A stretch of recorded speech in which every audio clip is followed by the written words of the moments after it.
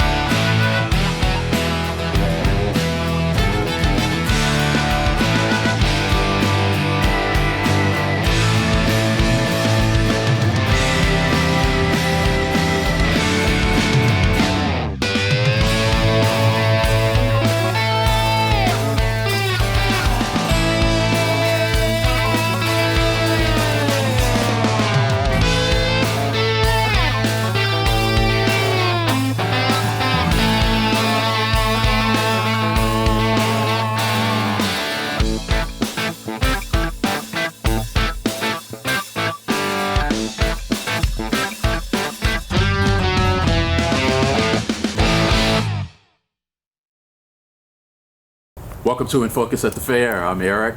Thanks for spending some time with us. This is my favorite show of the year. It really is, because we get a chance really to celebrate a lot of work that our youth have been doing. A lot of people come out, lemon shake-ups, elephant ears, Texas tenderloins, the fair rides, but 4-H is what starts this thing. It is the Wayne County 4-H Fair, and I've got Alicia Criswell, extension educator, the 4-H Youth Development. You got it. Is here with me, and we've talked before a lot about 4-H. Talk about how long you've been involved in this. Yeah, so I've been involved in 4-H since I was tiny. I started as a kindergartner, and I kind of never got out of it. I took a few years of a break when I was teaching. I was a public school teacher, but even then I was judging 4-H fairs in the summer. So pretty much since the time I was 5 until here I am 35 and still bleeding green. But I've been in my role here in Extension in Wayne County for almost 9 years now. Wow. Yeah. Congratulations. Thank you. Talk about what you've seen in that 9 years. Obviously, for a couple of years, the pandemic created some issues, but talk about how much 4-H has grown or continued from when you were doing it to now. Yeah, so I've seen a lot of change. There's been a lot of kind of shifts in project, areas of interest.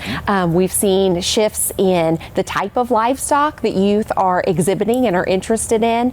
I've seen a huge shift in kids taking advantage of leadership opportunities. It's been so nice to see those areas grow and just really prosper.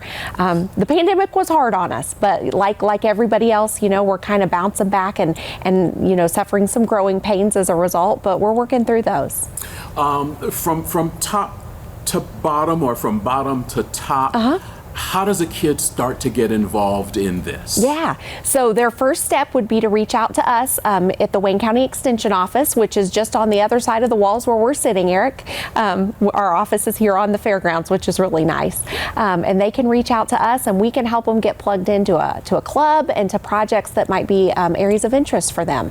One of the things that for some people, when they hear 4-H, they immediately think sheep, swine, pig, they're thinking animals, as you call it, the walking project. The walking project. There are those, but there are others. Let's divide it up. Start by talking about the walking projects and how kids who maybe don't live on a farm as they think they need to also are involved in those walking projects. Yeah, absolutely. So we have a lot of horse and pony, youth who exhibit horse and pony, who board those animals. They lease them and they board them. That's always an option for youth who are interested in that type of a project.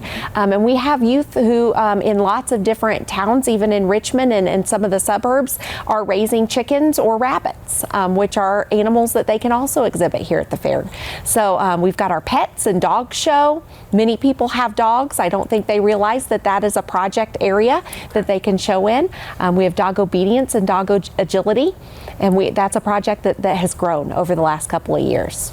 Talk about the non-walking projects, which are some of the things you're seeing a little bit behind us in the Coleman Center. Yeah, so we've got about 1,000 projects in here that represent approximately 65 different project areas, ranging, I like to say, from aerospace to woodworking, from A to W, and everything in between. Some of these are more traditional type projects like arts and crafts and foods and sewing, but we've got a restoration project that is fairly new. We've got recycling and tons of natural resources projects. We've got construction toys, which can be Legos and other toys that kids use to build and create. So a little something for everybody.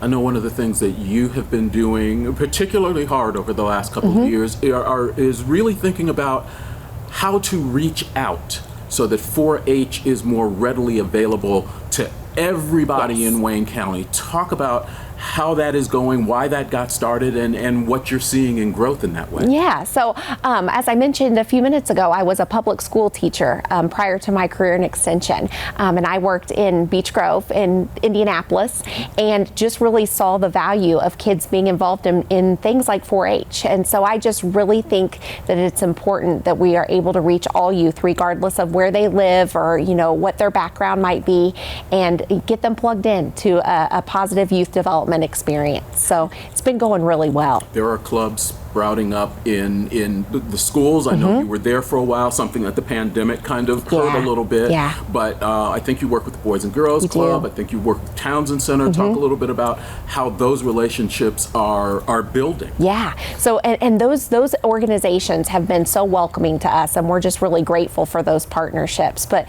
the Boys and Girls Club, goodness, we've been in the Boys and Girls Club now for I think 7 or 8 years with clubs there, and those have grown, and it's so you feel like a rock star. You walk in and the kids all go, 4-H is here. You feel like the whole organization. I love doing those programs.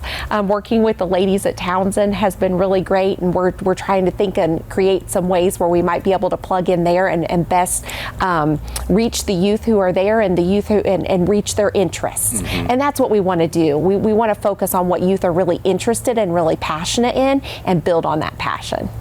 Working with youth, working with that many youth, working around the county, it's got to take some adult leadership. Talk about how that comes about. Are you all looking for leaders? Are you building more clubs? And how does something like that get started? Always, always. We have about 130 adult volunteers who are approved through the Wayne County 4-H organization.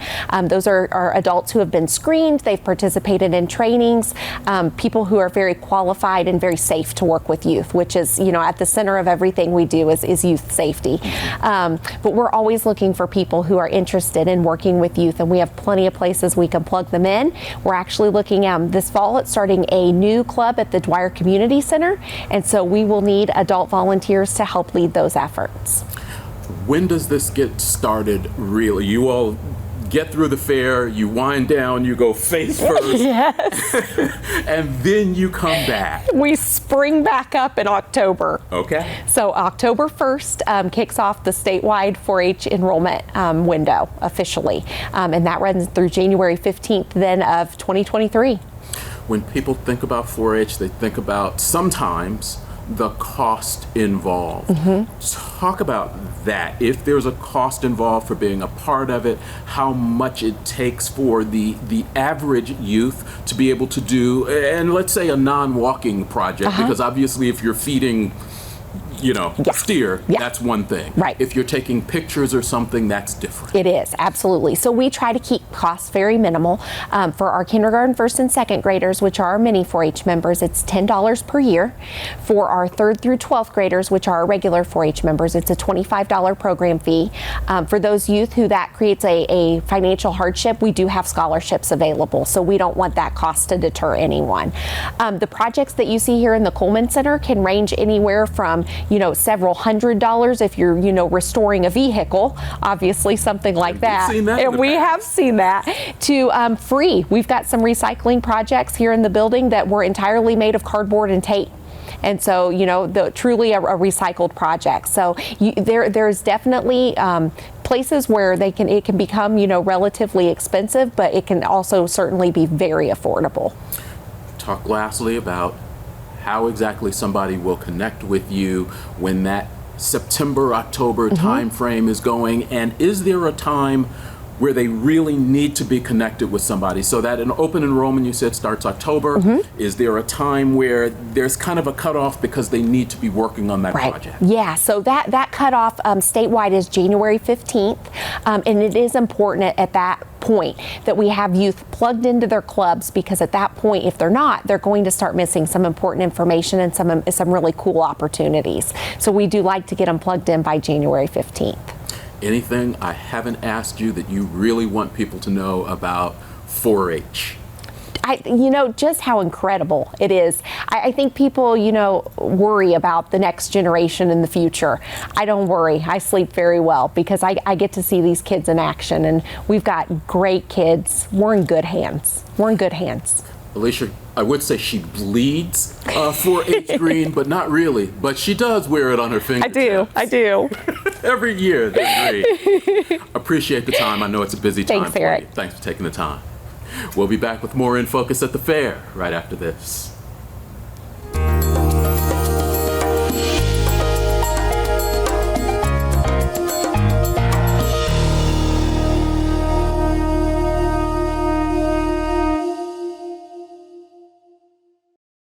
It's a whole new way to watch the WCTV family of stations. Live, local broadcast television anytime, on any device, including your phone, computer, or television. Whether you're on the couch or on the go, simply launch the local BTV app and you'll instantly be able to watch all 3 of our channels: WCTV, WETV, and WGTV. Go to localbtv.com or download the free Local BTV app for your iPhone, Android, Roku, Apple TV, or Fire TV. Watch what's happening in our community on Whitewater Community Television.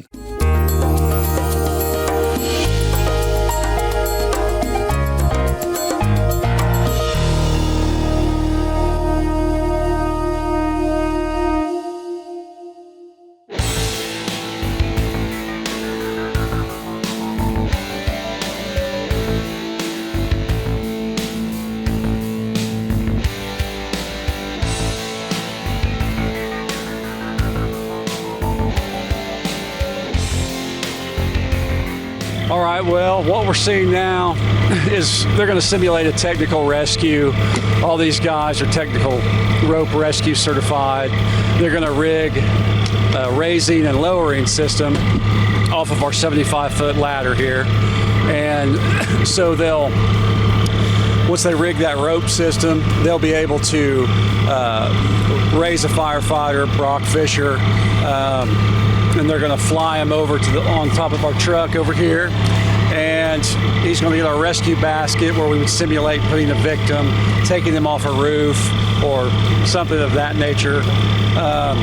And then they'll fly him around in a 360 and then they'll lower him to the ground. Okay.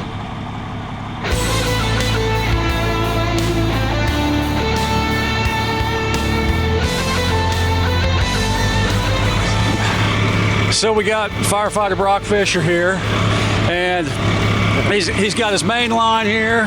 He's got his belay line, so we always have 2 lines attached to him in case in the unlikely event something would happen. He's got 2 lines always attached to him. So we're going to raise him up. We're going to fly him over on top of this truck. He's going to hook to our rescue basket, and then they're going to take him all the way around. Okay? You ready?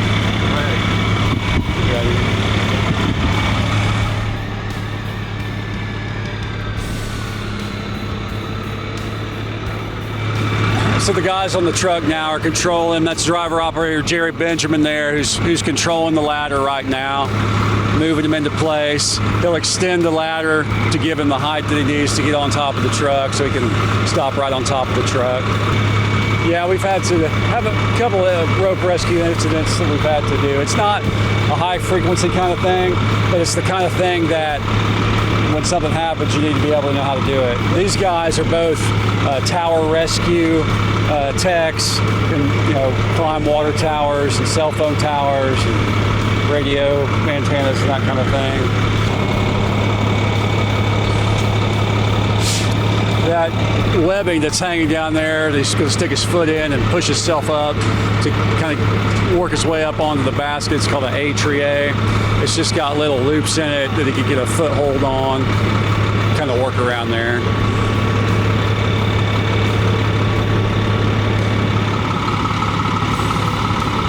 So he's just trying to get situated on the basket so he can operate. He's going to stand up on top of it now.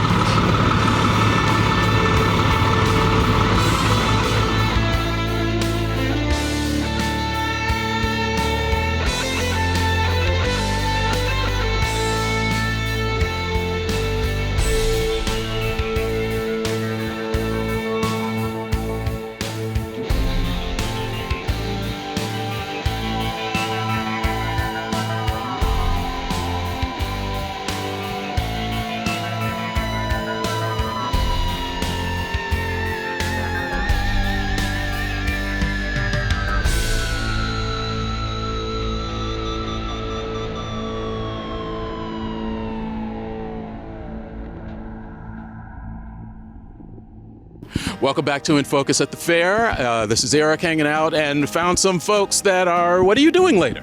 We're doing a color guard routine, and then we have contesting tonight. This is Ruthie. This is Preston. Where do you go to school? I go to Hagerstown. What year? I'm going to be a junior. Okay. When you say you're doing a color guard later, talk to me about exactly what that means. So we all have our horses, and we do a routine that we learn that day, and we have music, and it's like a few minutes long. Okay. How long have you been doing this? Since 3rd grade. Ooh. And you're in what grade again? I'm going to be a junior. Okay, so you've been doing this for a while. You look a little nervous. Is it just me? No. Okay. Preston, how are you? I'm good. And you go to school where? Centerville. And you are in what grade? Senior. And how long have you been part of this group? About 4 years. Okay. What got you started? I've always been riding horses and just come across color guard. And that was what for you? What kind of brought you to that? Did a friend bring you to it? Is it something that just popped a friend. out? Okay. What about it is enjoyable? Just carrying the flags and just kind of doing something different every routine. Is this the only thing that either of you all are doing in 4-H, or do you have other things that you take care of? I just do horses. Just horses. Okay. How much time do you spend in practice, in rehearsal, getting ready to do a show like what you all are going to do this evening? A few times a week. And what keeps you coming back to it? You've been doing it for a while, so what do you find enjoyable about it that makes you keep doing it? It's really fun, and the people are like great, and you make great friendships and just have a lot of fun. We've been hearing that a lot. Making great friendships, having things to do, and these kids spend a lot of time working. So if you get a chance, definitely make it out to the fair anytime for the rest of this weekend and enjoy it.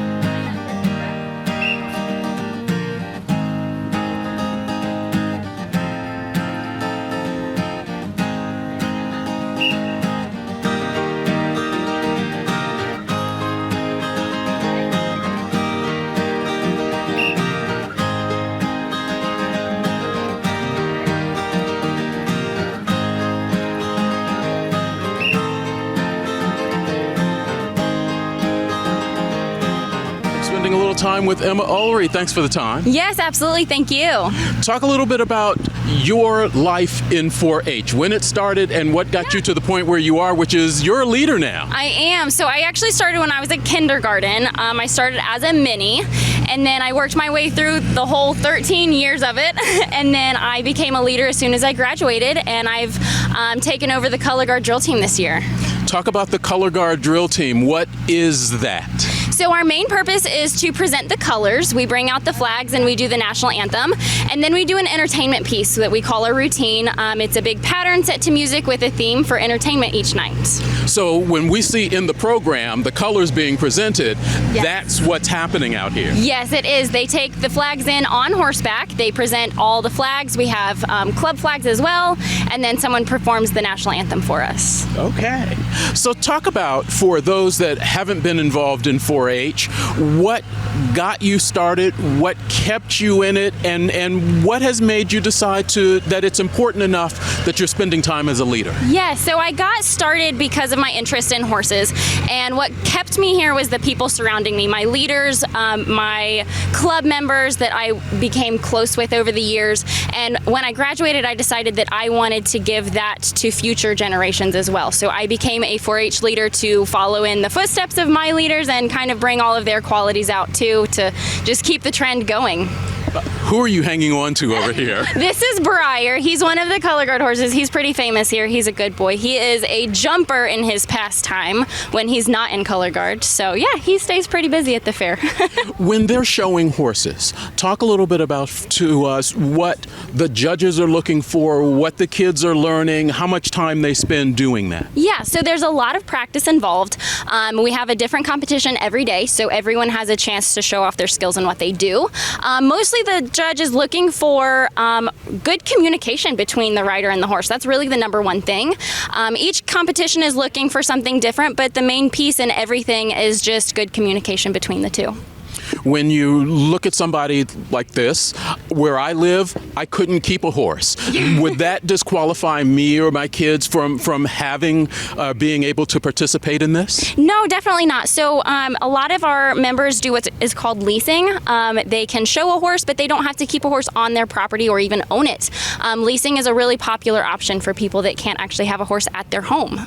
This is a chance for you to really kind of make a pitch for 4-H. There are people, I came here not having a background in 4-H. There wasn't a lot of 4-H where I grew up, and I know that that's happening in a lot of different places, but we have people coming in, they're going, 4-H, sounds like fun, sounds interesting, but... Yeah, so the first thing you want to do is reach out to Debbie and Alicia at the Extension office. They can talk to you about all of your interests, whether that's horses, different livestock, even what is called non-walking projects. So there's all kinds of projects that don't even involve animals. So there's always a way to get involved. Okay.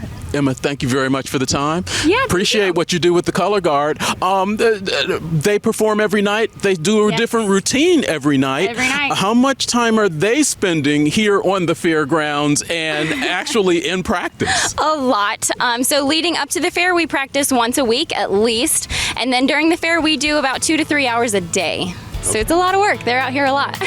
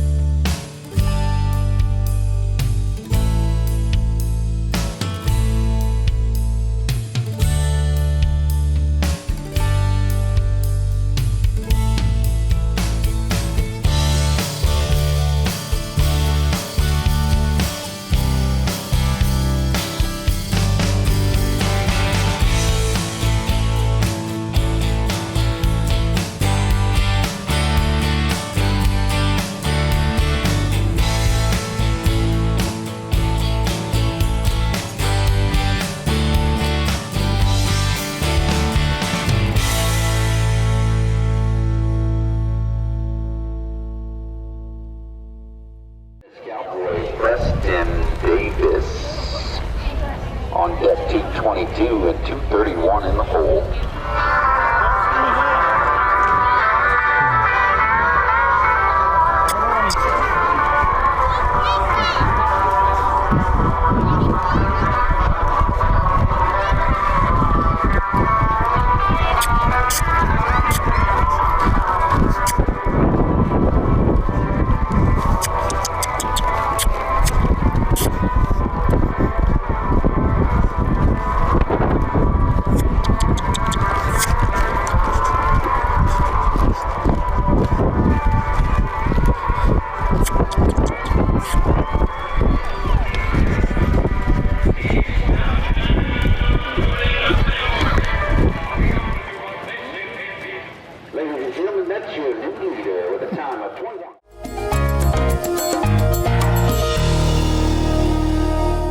With local BTV, it's easier than ever to view all that WCTV offers. I can now stream local government meetings direct to my TV. Now I can watch local programming right from my phone. I can easily view recorded and live events on my computer. With a few clicks on any device, you're ready to view WGTV Channel 11, WETV Channel 20, and WCTV Channel 21. With local BTV, you're able to stay entertained and informed.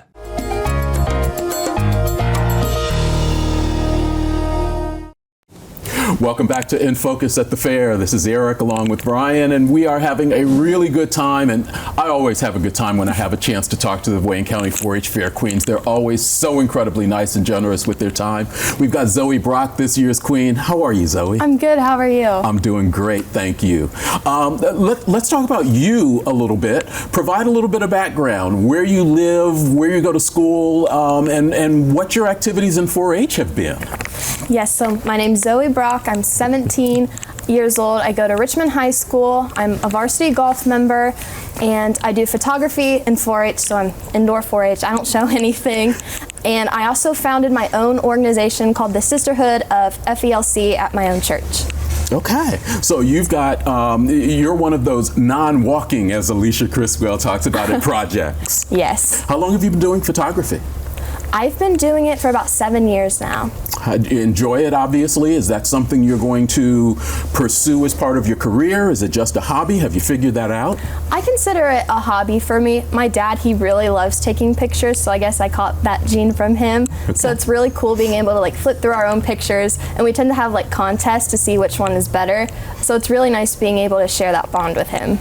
Talk about what the pageant was like, being involved in that. It wasn't your first pageant by any stretch of the imagination, but talk about what this one was like, and finally getting that queen title, the big queen title, because you've been involved in a couple of different pageants before. Yes, I have. So this experience was very different. It's not like competing in the junior, preteen, or teen categories. There's a lot more that goes on. So we have impromptu questions that we have to prepare for. We have to write a 1-minute speech. We also have quick changes during the contest, which can be super stressful. So this was only my second year in the big queen category, so I had a little experience under my belt, but it can still be very intimidating getting up in front of a whole crowd of people to answer one simple question. But I'm so thankful to have learned how to interview at such a young age, because it's a skill that I'm going to use for the rest of my life, and one that I've been able to develop at such a young age, and I'm so thankful for that opportunity. Talk a little bit about your years in 4-H. For those young people who may just be thinking about 4-H, or they're hearing about it through maybe one of their clubs or their friends, talk about what that experience has done for you.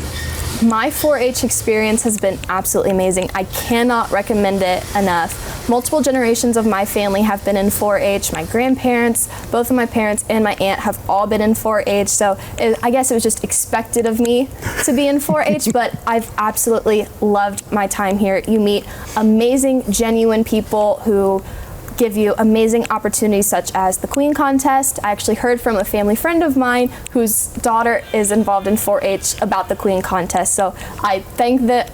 After I won, I thanked them, because I was like, thank you for putting me in this Queen Contest, because if it wasn't for you, I wouldn't have known what it was. So the people here are absolutely amazing, and I love coming out here every year and just being able to talk to people that I only see at the fair. You've been part of the court previously. Now you're the queen. Talk about where your responsibility lies for your court, taking care of the court. The weekend started off nice, but now the weather is starting to warm up, obviously, with the kids. You have adults, but as the queen, do you feel kind of a need to protect them a little bit? 100%. I kind of feel like motherly towards them, if that makes sense, because like I want to make sure that they're having just a great experience like I am, and I truly have the best role model. So when I was in the 2016 court, Emma Corman was Miss Wayne County that year, and she was just the best queen I could have ever asked for. Only being 11 years old, out here at the fair with these really big animals and having to pass out awards, like it was scary, but she always made sure that I was taken care of. She reached out to my mom and said, hey, like I can take Zoe under my wing. She can hang out with me when you're not here. And so I truly have her inspiration in mind because she was such an amazing queen, and I wish to be half of the queen as she was. Kevin Fouché, who is the MC, Master of Ceremonies for the Queen's Contest, his wife Amy has been part of that for almost 13 years, talked about once you're in that sisterhood, almost as it were, it never leaves you. Have you found that to be true through the years? Yes. In fact, like yesterday, actually 2 days ago, I was walking in here looking at projects with my mom, and this woman comes up to me and she's like, I just had to introduce myself to you. I was the 1976 Miss Wayne County. And I thought that was the coolest thing ever, because I never would have met her if it wasn't for the Miss Wayne County title. And it's just, we already have this instant connection that, hey, we're both Miss Wayne County. So it was such a cool moment, and it's one that I'll never forget. You're watching In Focus at the fair. We're having a chance to spend some time with 2022 Wayne County 4-H Fair Queen Zoe Brock. From here, from the fair, what happens next for you? Yes, so I plan on being in a lot of schools through RCS. That's one thing that I really want to do with my new title as Miss Wayne County. And also in January, I will be competing in the Indiana State Fair competition representing Wayne County. Okay. How many years in 4-H? This will be my 9th year. So you have one more. Are you going to take that extra year? Yes. Okay. Yes. Are you going to run for queen again? Can you run for queen again now that you're queen? I cannot actually. Yeah, so this is it. So you've had yours. Next year, you just get to support and obviously do your projects. Yes. Zoe, we appreciate the time. I know you've got a lot of things you've got to do. Thank you very much for the time. Thank you. Enjoy your week. Thank you. Contestant number 8 is Zoe Brock.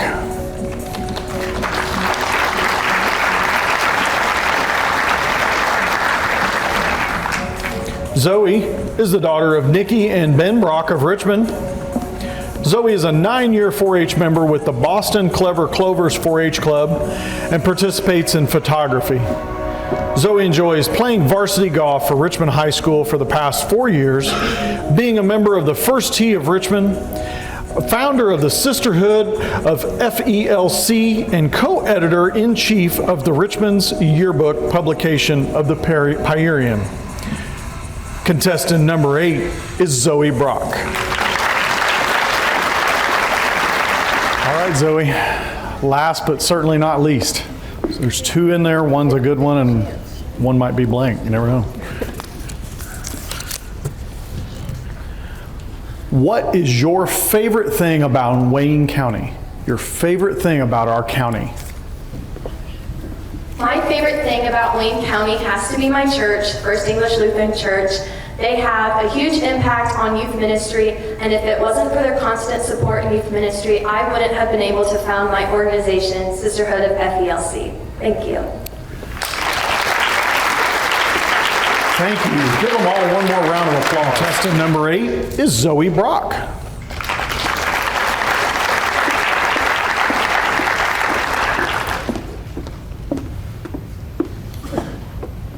Sometimes you won't know the true value of a moment until it becomes a memory.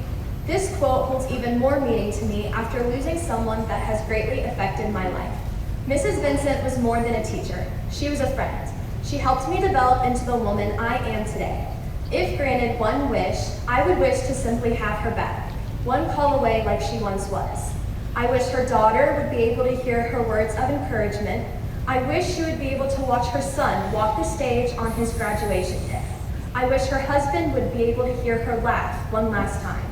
You see, that's the funny thing about wishes. No matter how much you desire it, it simply can't be done. Time is a funny concept. We think we have so much of it when really it has the potential to slip out of our fingers. I wish I would have had more time with Mrs. Vincent.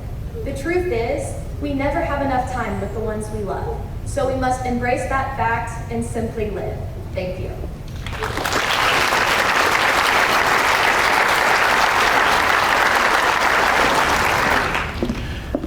Zoe will be a senior at Richmond High School this year.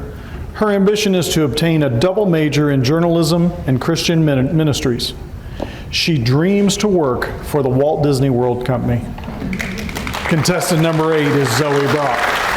Your 2022 Wayne County Queen is contestant number 8, Zoe Brock.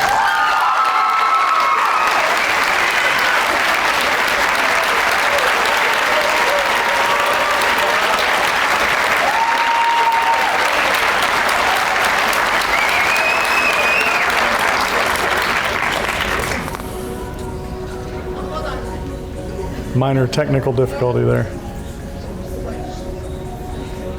Just give her yours, Cassidy.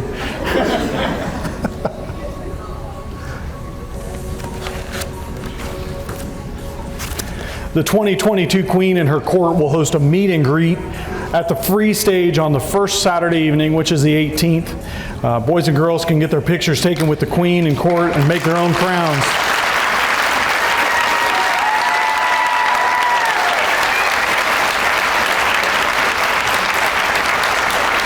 Zoe's the daughter of Nikki and Ben Brock of Richmond. She is a 9-year member of the Boston Clever Clovers 4-H Club, and she participates in photography. Zoe's ambition is to work for Walt Disney. Ladies and gentlemen, your 2022 Queen, Zoe Brock.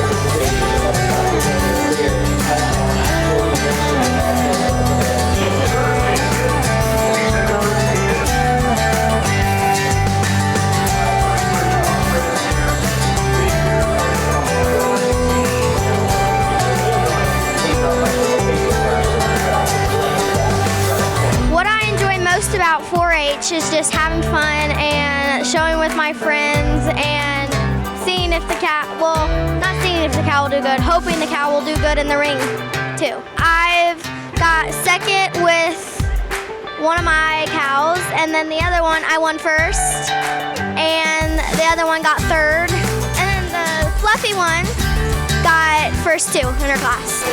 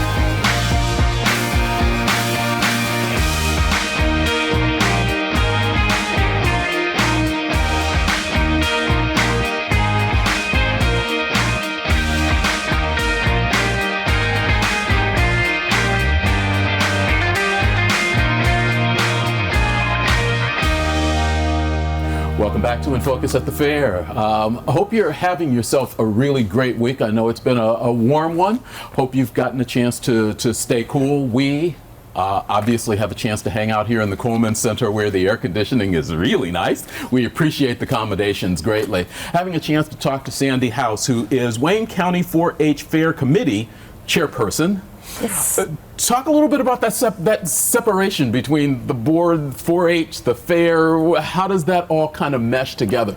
Well, we do mesh all together because the reason we have a committee is to put on a fair for everybody. The 4-H board puts on the 4-H events. So we kind of are, anything that's not 4-H related is what we take care of as far as the fair board or the fair committee. And the fair board does all the 4-H side. But the reason we all do it is to mash together and put on a great event for everybody. How has the planning gone this year, and as you have gotten through the first weekend and the first couple of days, and we're recording this on Tuesday the 21st, a little bit ahead of when you're seeing this, but how has it been going so far? It's been going pretty well. There's some things that we got to get back to. It's been since we did a complete fair. So with everything open and everybody coming and we're doing double events compared to the last year. We just maybe had one event going on at a time. Right. So there's multiple events. There's just a lot to see. So there's a lot of moving pieces, and keeping the puzzle all together without it coming unglued sometimes gets a little challenging. But I have a great committee. We've been together, I think this is maybe about my 23rd year. Wow. And I know they've all been with us that long too. So we, a lot of times I turn around and think, oh, we were supposed to do this, and I'll go and it's done. You know, I've got an 88-year-old guy that's still doing the trash out here. So it's amazing. They're great people, and we enjoy being able to do it for the community and the kids. Talk a little bit about what it's been like the last couple of years as compared to what people can expect for this year, because obviously we've been in COVID, everything has been tamped down just a little bit, but you're saying everything is back to full swing. So talk about what that means and how it will affect what people see when they come out to the fairgrounds. Well, there again, when you come out, you're going to see things going on in the activity tent. You're going to see things going on the free stage. There's 4-H shows. There's the vendors where we didn't have commercial vendors last year, so we have all those. There's contests going on. We have, I think they called her Maggie. There's a water cow. There's a cow that you can milk over in the dairy barn.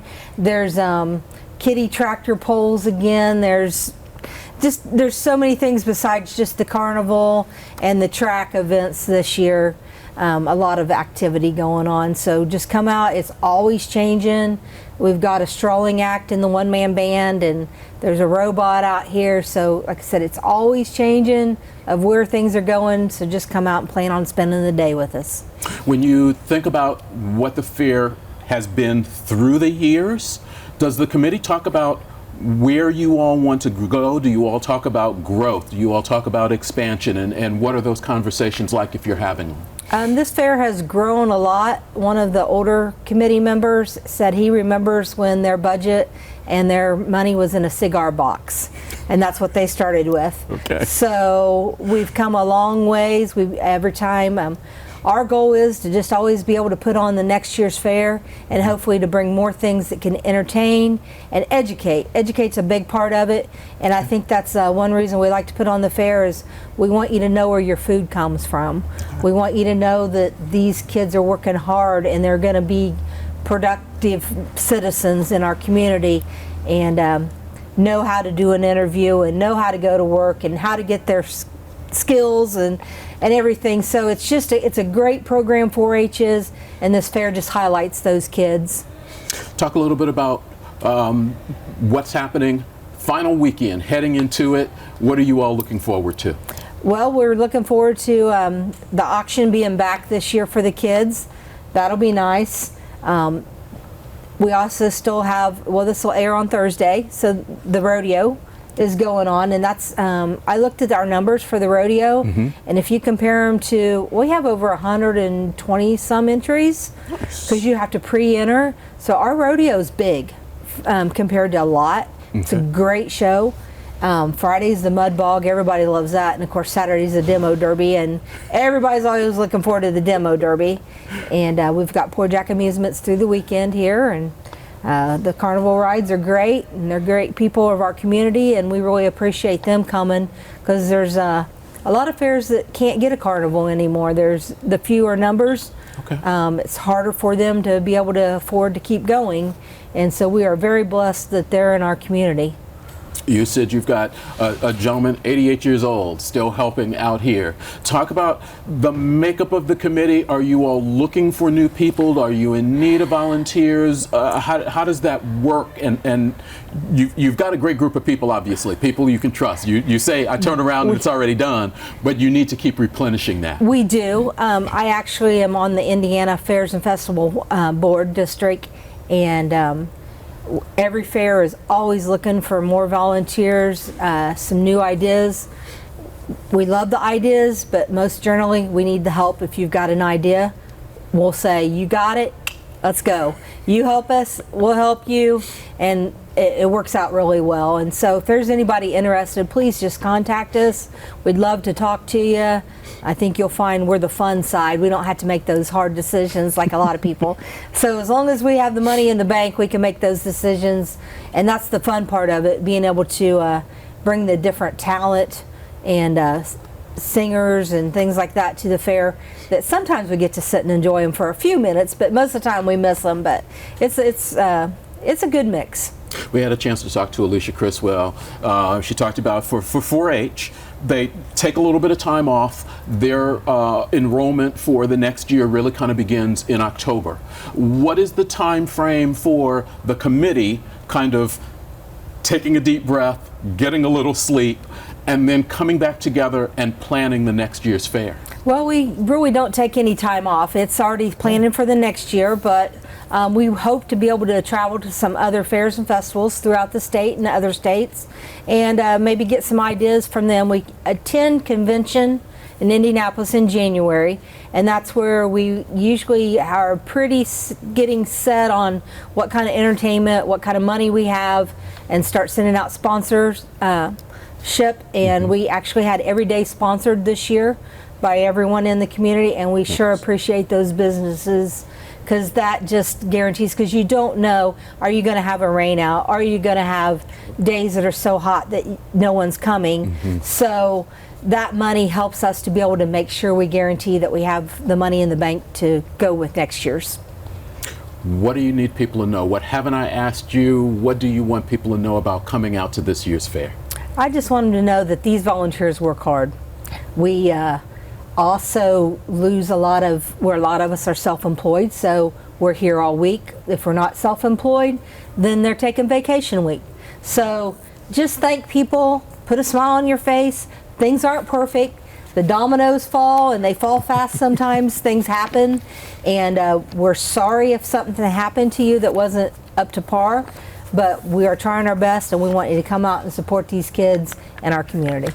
All right, Sandy House, chairperson of the Fair Committee. We always appreciate the time. I know it's Tuesday. I know you're setting up for a blood drive that kicks off in 25 minutes or so. I need to be drinking some more water. So we need to let you go. All right. But thank you very much for the time. Always appreciate it. Thank you guys for coming out and doing this. We appreciate it a lot.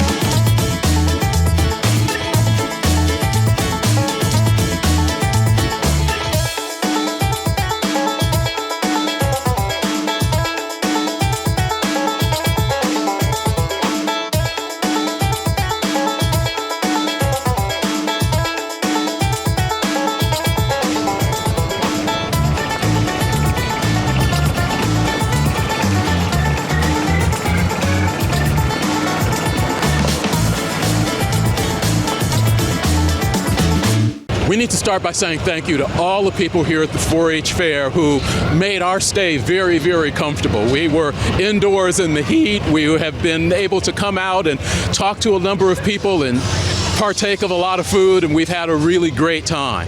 This is still my favorite show of the year. I hope you've had yourself a great week. Mark it on your calendar for next year because it will be back, and so will we. The Wayne County 4-H Fair. It's a marvelous time, and we enjoy being here. Thanks to Ryan and Steve and all the rest of the staff for helping us out, and everybody who's stepping around us. Just step through. This is about the people.